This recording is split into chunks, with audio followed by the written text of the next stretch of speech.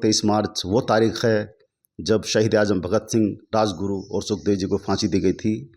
हमारे साथ हैं शहीद आजम के भतीजे किरणजीत सिंह संधू जी, जो फैमिली के साथ सहारनपुर में रहते हैं। आइए हम इनसे बात करेंगे, पूछेंगे कि 23 मार्च का दिन इनके लिए क्या मायने रखता है। नमस्कार सर, स्वागत है आपका। जी, आपको और सारे दर्शकों को मेरी तरफ से बहुत बहुत प्यार भरी नमस्कार। जी सर, बताइए 23 मार्च का दिन क्या मायने रखता है आपके लिए और किस तरह से आप उसको मनाते हैं? 23 मार्च एक वो दिन है जब 3 युवा भारतीयों ने, शहीद भगत सिंह, राजगुरु और सुखदेव ने, जो अलग अलग जगहों से आते थे, मिलके बलिदान दिया, हंसते हंसते फांसी के फंदे पे चढ़े। ये दिन हमें याद दिलाता है कि उन्होंने जिन आदर्शों, जिन विचारों और जिस सपने को लेके बलिदान दिया, अभी वो संघर्ष अधूरा है। उनका अभिप्राय सिर्फ अंग्रेजों को, गोरी चमड़ी को यहाँ से निकालना नहीं था, वो पूरी व्यवस्था में परिवर्तन चाहते थे।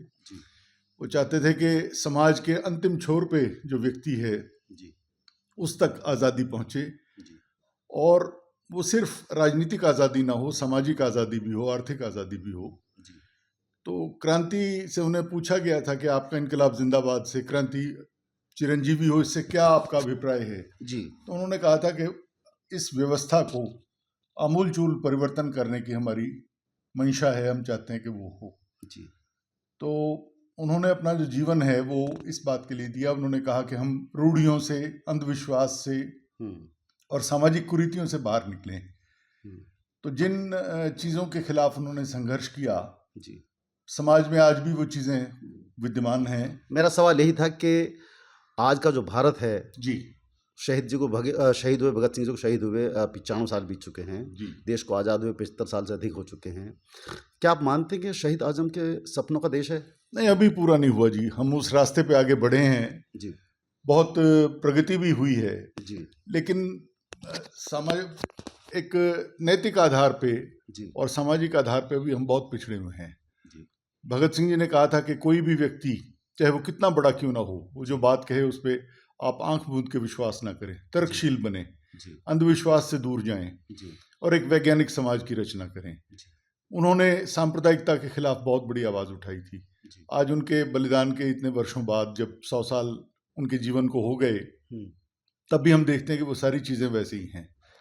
तो हमें एक सशक्त देश बनाने के लिए जो शहीदों के सपनों का हो, उनके विचारों को पढ़ना चाहिए और उस रास्ते पर चलना चाहिए, क्योंकि उसी से देश दुनिया का सिरमौर बन सकता है। अच्छा, 23 मार्च को शहीद आजम की फैमिली किस रूप में मनाती है? मुझे बचपन से याद है कि हम सब लोग अपने पैतृक गांव, जो पंजाब में है, नवा शहर जालंधर के पास, खटखड़ कलां, वहाँ जाया करते थे। मेरी दादी जी बहुत बरसों तक, सन 47 से विभाजन के पश्चात वहाँ आ गए थे और लगभग सन 65 तक वहाँ रहे। उसके बाद वो हमारे पास रहते थे।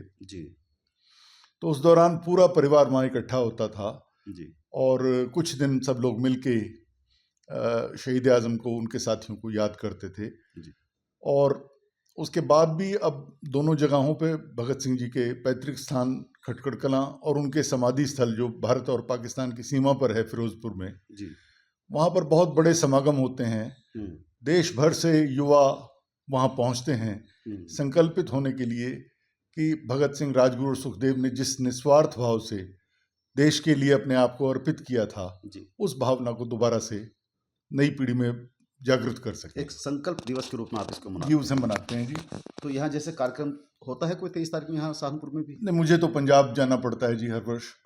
तो इस बार भी पूरी सरकार, वहाँ मुख्यमंत्री आते हैं दोनों जगहों पे, तो परिवार के प्रतिनिधि के तौर पे मुझे वहाँ रहना पड़ता है। तो भगत सिंह जी ने अपनी, जब वो फांसी की कोठरी में थे, माता जी को, जिन्हें वो बेबे जी कहते थे, विद्यावती जी को, कहा था कि माता जी, मेरी फांसी के बाद आप रोना नहीं। मैं नहीं चाहता कि लोगों को ये एहसास हो कि भगत सिंह की माँ रो रही है। मैं चाहता हूँ कि आप हंसते हुए मुझे विदा करें, ताकि देश की लाखों माएँ अपने बच्चों को भगत सिंह बनने की कामना करें। इसलिए आप 23 मार्च के दिन को शोक दिवस के रूप में नहीं मनाते? नहीं जी, नहीं, संकल्प दिवस के रूप में मनाते हैं और ये चाहते हैं कि जो उनका सपना था वो पूरा हो। वो सबसे बड़ी उन्हें श्रद्धांजलि होगी। और मेरे पिताजी 12 वर्ष के थे जब उन्हें फांसी हुई, तो अंतिम भेंट के लिए परिवार के साथ गए थे। जी।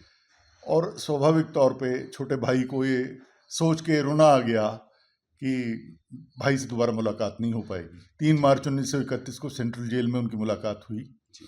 तो भगत सिंह जी ने अपने जीवन का अंतिम पत्र उन्हें लिखा, जो ये था कि प्यारे कुलतार, तुम्हारी आंखों में आंसू देख के बहुत दुख हुआ। हौसले से रहना, अपने स्वास्थ्य का ध्यान रखना और शिक्षा ग्रहण करना। जी। और फिर उन्होंने उर्दू में कुछ शेर लिखे, उसे फिक्र है हरदम नया तर्ज जफ़ा क्या है, हमें ये शौक है देखें सितम की इंतहा क्या है। यानी अंग्रेज़ों को जो क्रूर शासक हैं उन्हें ये है कि कितनी वो हमें यातनाएं दे सकते हैं जी। और हम ये देखना चाहते हैं कि किस हद तक वो यातनाएं देंगे। और बाद की 4 लाइनें बहुत ख़ास हैं। कोई दम का मेहमान हूँ अहले महफिल, चिरागे सहर बुझा चाहता हूँ।